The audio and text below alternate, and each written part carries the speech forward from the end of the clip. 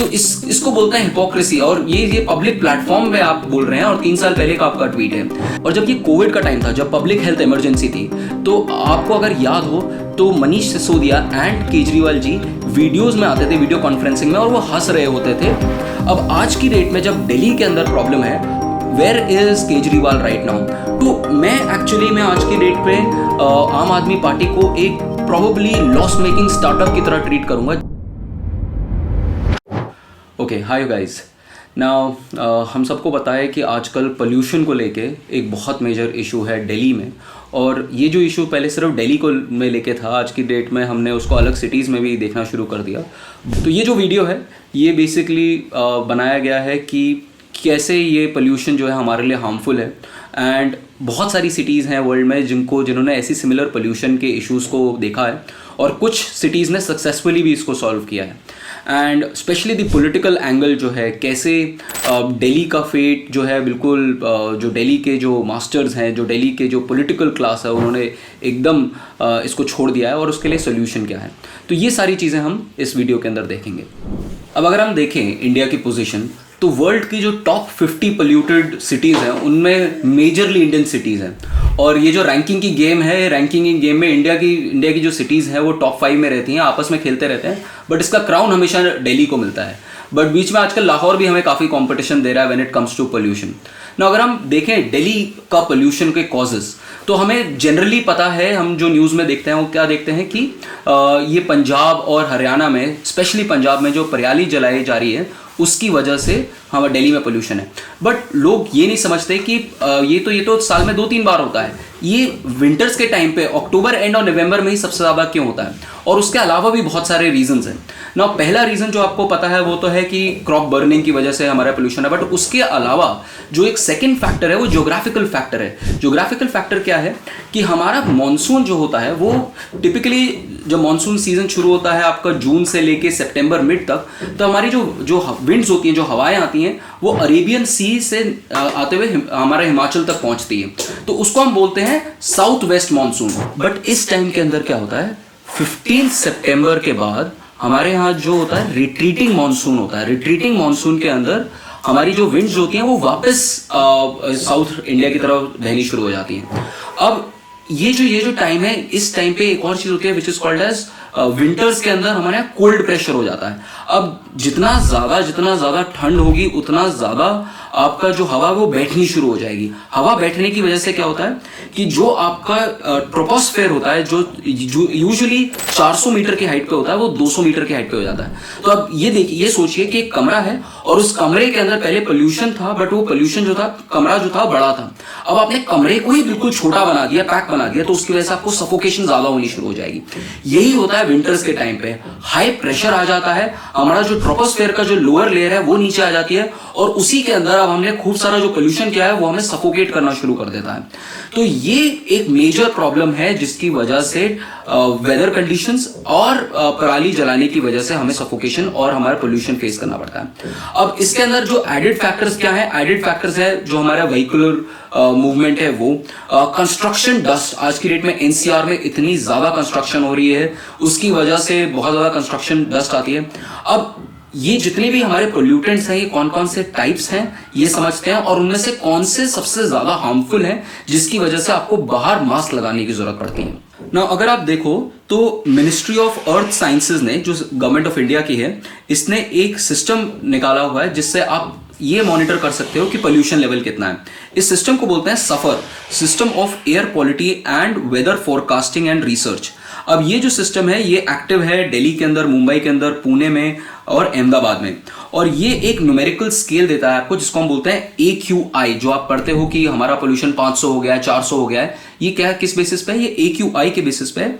तो air quality जो index है ये कुछ पोल्यूटेंट्स को नापता है, और वो कौन कौन से पोल्यूटेंट्स है? First pollutant is PM 2.5।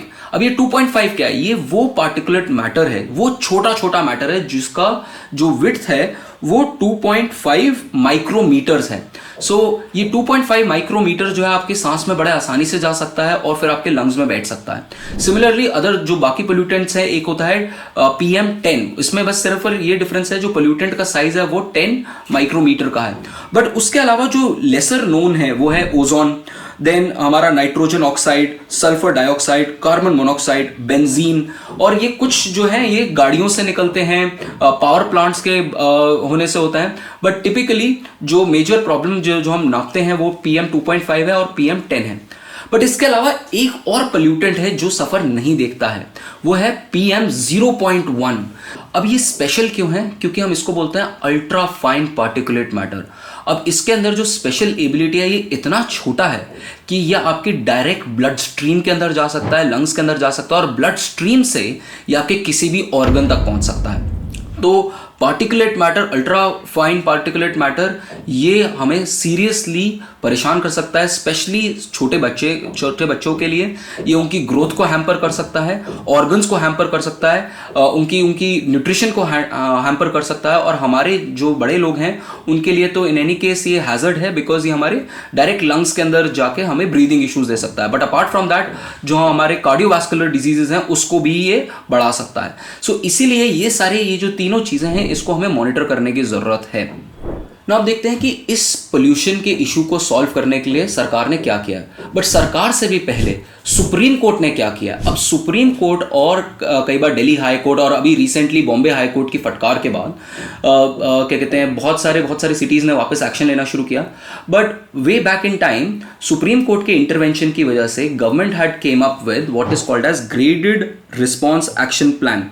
ये जो ग्रेडेड रिस्पॉन्स एक्शन प्लान है, इसके अंदर हम क्या करते हैं, हम जो हमारे AQI जो इंडेक्स है उसको अलग अलग पैरामीटर्स में बांट देते हैं, अलग अलग क्लासेस में बांट देते हैं। अब जो फर्स्ट क्लास है वो है मॉडरेट टू पुअर, जिसके अंदर आपका अगर AQI अगर मॉडरेट है अगर वो 100 से 200 के बीच में है, और पुअर है अगर वो 200 से 300 के बीच में है।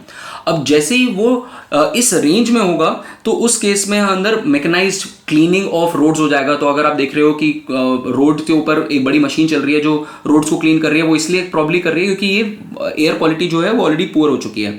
आपने देखा होगा स्प्रिंकलर्स, दिल्ली के रोड पे स्प्रिंकलर्स चल रहे हैं। देन उसके अलावा डस्ट कंट्रोल और डेमोलिशन के एक्सरसाइजेस को कंट्रोल किया जाता है। ये आपका फर्स्ट ग्रेड है जिसके अंदर एक्शन लिया जाता है। एंड ये जो सेकंड क्लास है, सेकंड क्लास वो है जिसके अंदर हमारा जो AQI इंडेक्स है वो 300 से 400 के बीच में रहता है। अब 300 से 400 के बीच में जब आपका AQI इंडेक्स है तो हम उसको वेरी पुअर डिक्लेयर कर देते हैं, जिसके अंदर आप ये जो डीजल जनरेटर्स हैं उनको आप बैन करोगे। जो पब्लिक ट्रांसपोर्ट है, बसेस और मेट्रोस की जो फ्रीक्वेंसी है इसको इंक्रीज कर देंगे।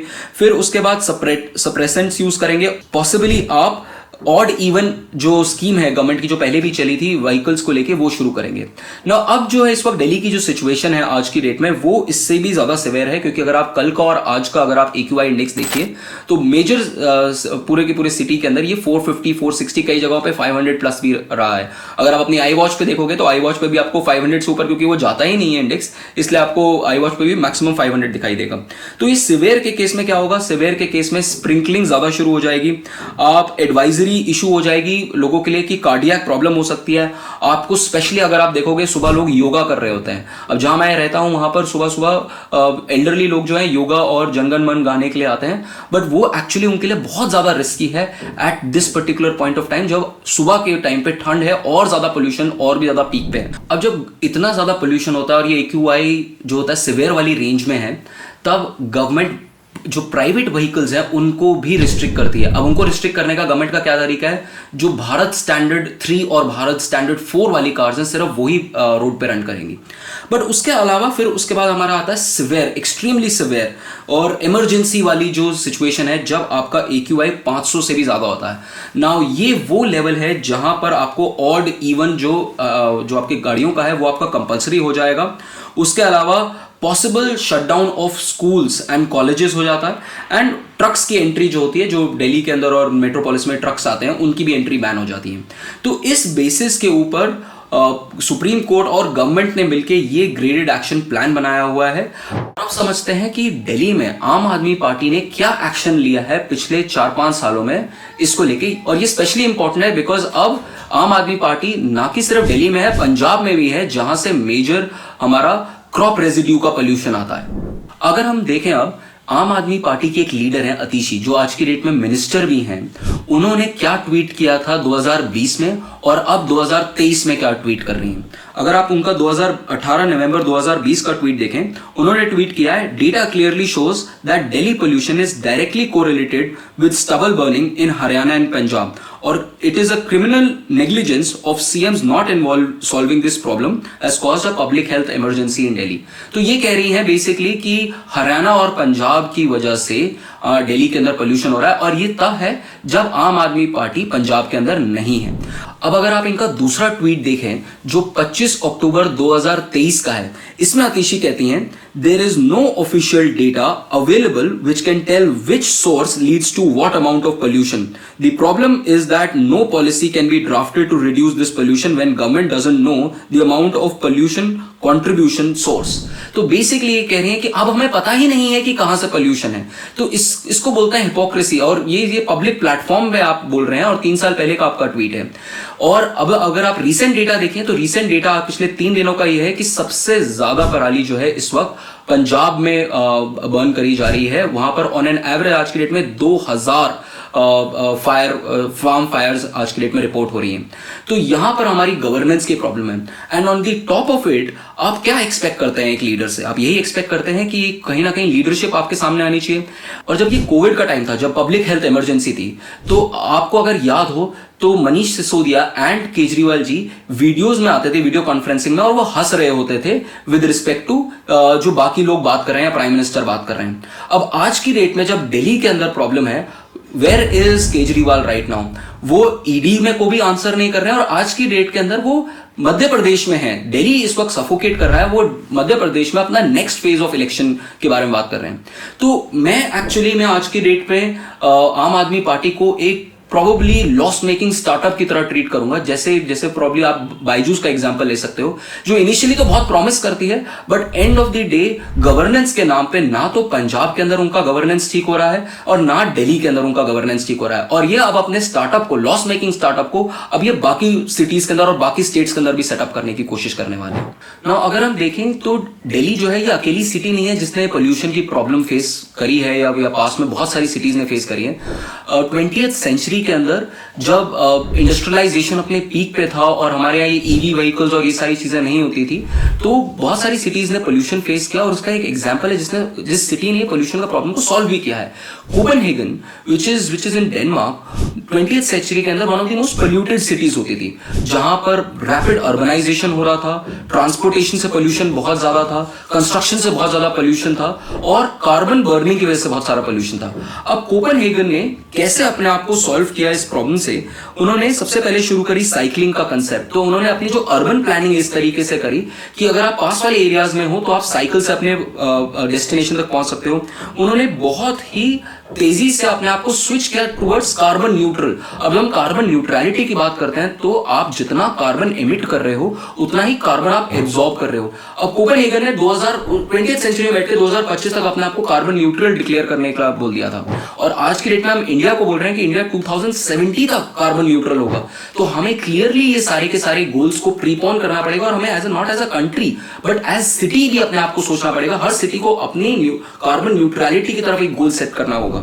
उसके अलावा पब्लिक ट्रांसपोर्ट, अर्बन प्लानिंग, ये सारे के सारे मेजर्स लिए थे कोपेनहेगन ने कि उनका ऑर्गेनाइज जो सेटअप हो किस तरीके से होगा। आज की डेट के अंदर हम जो दिल्ली है और जो एनसीआर रीजन है कि बहुत अनऑर्गेनाइज तरीके से एक्सपैंड किया जा रहा है। पहले हम सिर्फ दिल्ली में थे, फिर वो द्वारका आया, द्वारका से नोएडा बना, नोएडा के बाद अब गुड़गांव और ग्रेटर नोएडा की तरफ हम बढ़ गए हैं। तो ये जो रैपिड हमारा एक्सपेंशन हो रहा है अर्बनाइजेशन का, ये बिल्कुल अनप्लान्ड हो रहा है। तो बहुत सारी सिटीज ने इनको प्लान तरीके से चलाया, और इंडिया को भी सिटी वाइज अपना प्लान बनाना पड़ेगा। अब आप कंट्री वाइज नहीं बना सकते, क्योंकि पोल्यूशन जो है वो बहुत ही ज्यादा एक कंसंट्रेटेड इशू है। हर सिटी के रीजंस बहुत डिफरेंट है, बॉम्बे का रीजन बहुत डिफरेंट है फ्रॉम दिल्ली, और हर सिटी को अपना ही एक्शन ग्रेडेड प्लान बनाना पड़ेगा जिस तरीके से वो अपना पोल्यूशन को सॉल्व कर सकता है। ना इस तरीके के हम पॉलिसी एनालिसिस जो है राइट टू दी पब्लिक हम लाना चाहते हैं। अगर आपको कोई और इशू है कि अगर आप डिस्कस करना चाहते हो, अगर आप चाहते हो कि इस इशू के ऊपर बात हो, इस इशू के ऊपर फर्दर डायग्नोसिस हो, चाहे वो पॉलिटिकल डायग्नोसिस हो, इकोनॉमिक डायग्नोसिस हो, अगर आप चाहते हो तो please put it in the comment box. अगर आपको ये वीडियो अच्छा लगा तो please like it, subscribe the channel and share the video. Thank you.